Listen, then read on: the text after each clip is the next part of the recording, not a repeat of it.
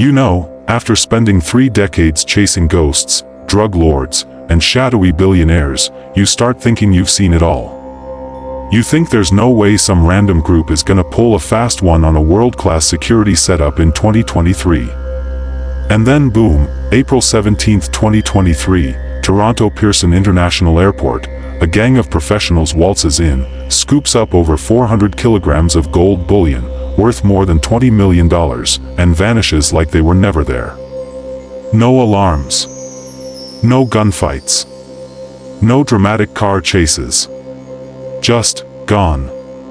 Now, let me tell you something.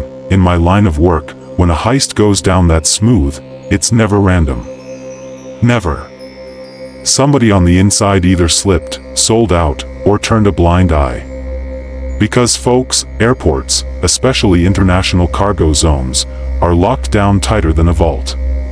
You can't even sneeze without triggering 3 security cameras and a supervisor checking your badge. So how the hell did they pull it off? It starts with one thing: paperwork. These thieves didn't come in with ski masks and crowbars, they came in with a forged airway bill. A little piece of paper that said, "Hey, we're the guys supposed to pick this up." And here's the kicker: the container wasn't just sitting out on a loading dock.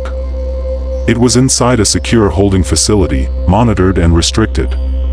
Yet all it took was that piece of paper and some confidence. They rolled in with a truck, signed the papers, picked up the loot, and drove out like they were delivering sandwiches to a birthday party. You might be thinking, seriously? $20 million bucks, just handed over like that? And yeah, it sounds ridiculous, but that's exactly what makes it genius. It's the old principle: if you act like you belong, nobody questions you. Confidence, paperwork, and inside knowledge, that's the holy trinity of a clean heist. Now, let's put some perspective here.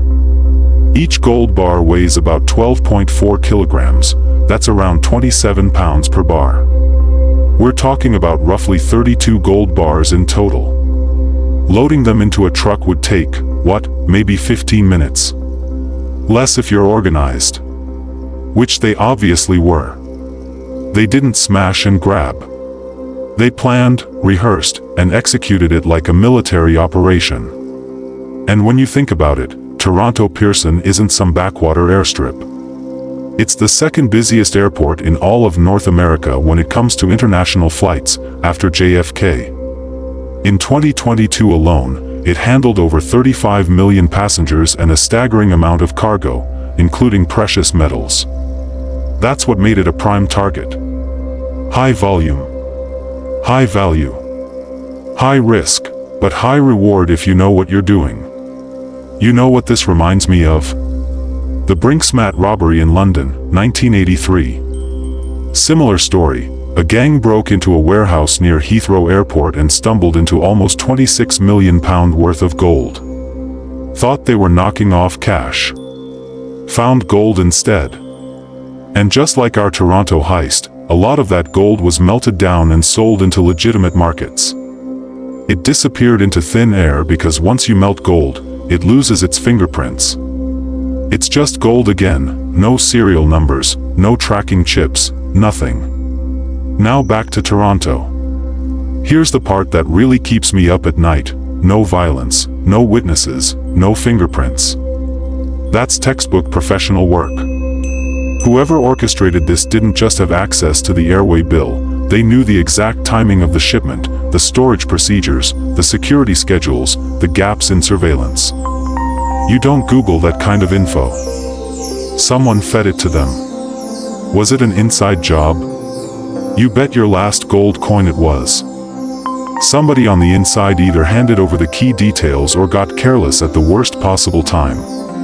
And let's be real, when you're moving $20 million worth of metal, you can't afford mistakes. Yet mistakes happen. Complacency sets in.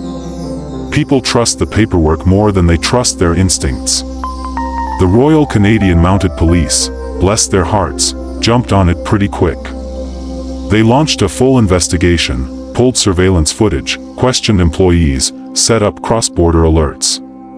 But here's the ugly truth: gold doesn't beep when you walk it across the border.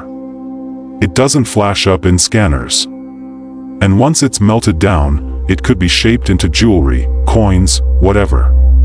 By the time they're done, that $20 million is chopped up, sold off, and hidden behind dozens of fake transactions across multiple countries. By mid-2023, there were no arrests. No big leads. Just a lot of questions and a big, fat hole where the gold used to be. It's like trying to catch smoke with a butterfly net. You can see it, but you can't grab it. And here's the cold, hard reality nobody likes to talk about. Professional heists like this almost never end in a Hollywood takedown. The odds of recovering that gold drop to nearly zero after the first 72 hours. Every hour after that, the trail gets colder. And if you think the insurance companies are gonna chase it down, forget it. They write it off, jack up premiums, and move on. I've worked dozens of major cases where millions just evaporated. Drugs, art, diamonds, and once it's moved across 2 or 3 borders, you might as well light a candle and say a prayer. International law enforcement coordination? Sounds nice on paper. In real life, it's like herding drunk cats across a minefield. And what about the thieves? Where are they now? Probably sitting pretty somewhere in Dubai, Singapore, or maybe sipping coconut water in the Caribbean. Professional crews like this don't pull one job and splurge. They launder their money slow, careful, and low profile. No Ferraris. No mansions. Just a steady drip of new wealth, houses bought under shell companies, businesses started quietly, new lives built brick by brick, dollar by dollar. One thing's for sure, these guys aren't amateurs. Amateurs panic. They brag. They post stupid photos on Instagram. Professionals? They disappear. And if you think this couldn't happen again, think again. Because the world's infrastructure, from airports to data centers to shipping yards, runs on trust. Trust that documents are real. Trust that people follow procedure. Trust that nobody's bold enough to walk into a fortress and just ask for the treasure. But trust is a funny thing. It's the first thing to go when money talks loud enough. You know, after 30 years chasing the bad guys, I've learned something crucial. Every system can be gamed. Every lock can be picked.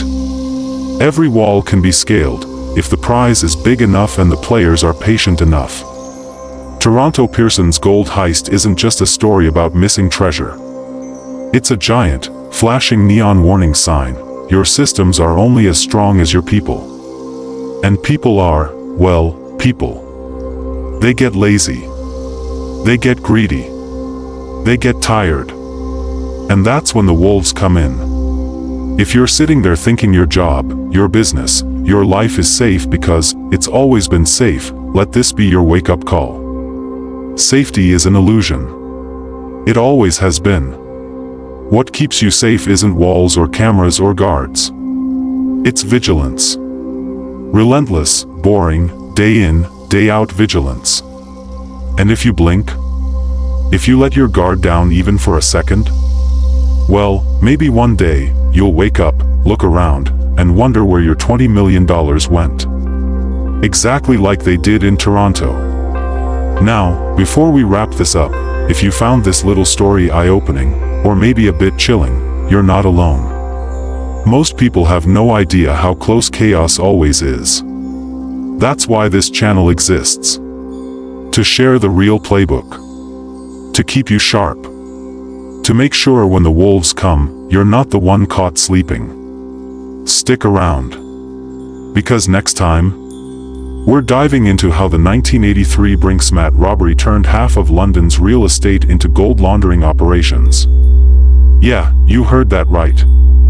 Stay smart. Stay skeptical. Stay dangerous.